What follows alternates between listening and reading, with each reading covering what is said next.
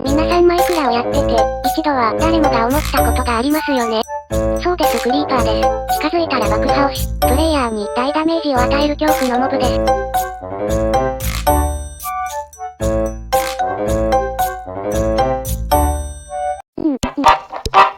これは。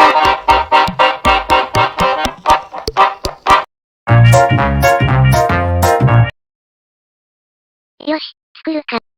まあこれ俺だけど。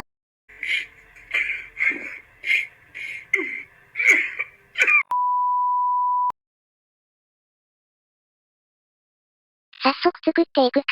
はいどうも皆さんこんにちは、ムルルです。グレイだよ。今回はクリーパーの爆発を再現しました。それでは紹介いってみよう。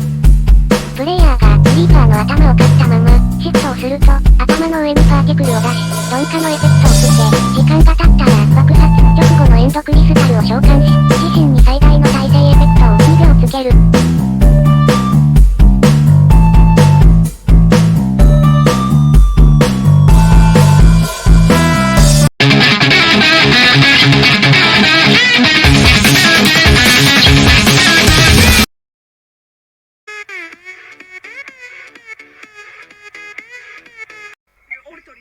もちろん俺らは抵抗するね。どう抵抗する？拳で。